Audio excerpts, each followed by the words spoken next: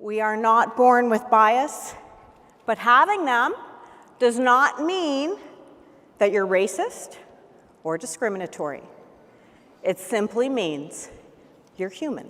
So I remember being a very young mom, not as young anymore, but very young mom of my 2 little kids.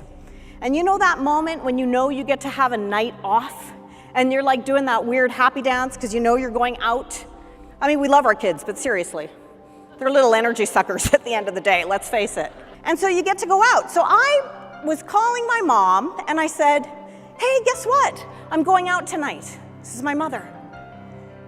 Oh, that is very wonderful. So what you're telling me is that Leonard is going to be babysitting the children? No, what I'm telling you is that Len is parenting his children this evening. Okay. Right? Right? I think it is absolutely fabulous that your Leonard takes the kids when you go out of town, like you think it's your privilege to go out of town for work. And Leonard will actually get the kids ready. He feeds them. He gets them to the daycare on time. He goes to work. He comes home, and then he picks them up. He changes the diapers. He gets them to bed. What an amazing father. Do you think I've ever once heard, what an amazing mother you are? Never. Never. Biases, for the most part, exist in 7 specific areas: gender, race, religion, sexual orientation, disability, emotional and physical, age, and weight.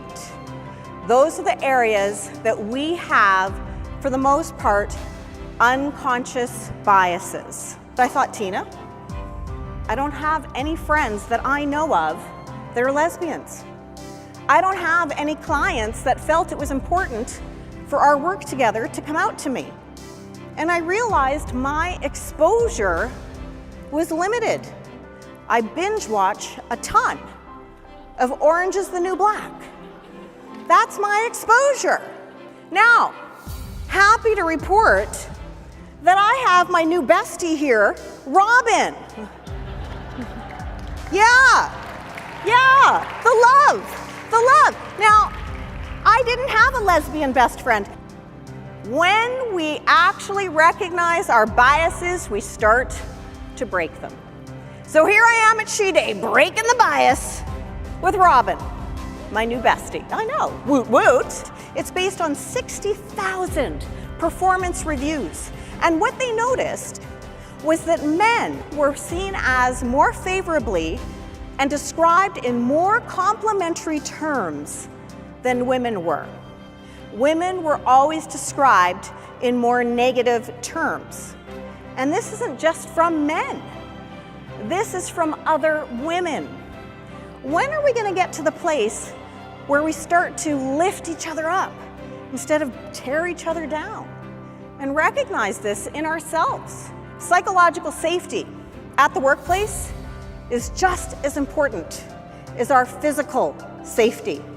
If we can't have conscious, courageous conversations with our bosses, with our managers, with our leaders about what our intentions are when it comes to having or not having children, we don't have authenticity at work.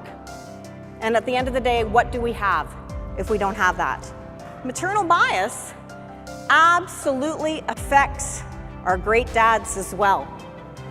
Because women are often given flexible hours, flexible arrangements, but I have talked to many men who have asked for the same things and definitely have it looked upon them in a negative way, simply because they want to be engaging, thoughtful fathers. And we don't reward them for that. So I think maternal bias in and of itself is a bias. We should be calling it parental bias because it affects us all. So we'll say things like, he's going to make a great culture fit for our organization. So we'll use the framework of culture fit. In essence, it can be a form of affinity bias. Because what affinity bias truly is when we hire people or associate with people because they remind us of ourselves. So let's talk a little bit about strategy and how we can start to mitigate those biases that exist. When you're looking at anything like resumes or even proposals coming in, if you have an RFP, a request for proposals, you want to be taking all of the personal information out. Names, addresses, even universities. Why do we want to do this? Well, statistically, women and people with ethnic sounding names will be hired at lesser rates than men. So if we take the names out, you take out the bias. So why do we care? Why do we care anyway? We keep hearing these buzzwords, diversity and inclusion. Who cares? Why do we care? I'm going to tell you why we care. Why we care. Integral reasons. It's not just the right thing to do, it's actually the more profitable thing to do. When we spend more time with our work colleagues than our own spouses and partners, don't we want to be inspired when we do it? Diversity is who's on the team. Inclusion is who gets to play. If we can't change the way we look, let's change the way we start to see. Thank you very much, everyone.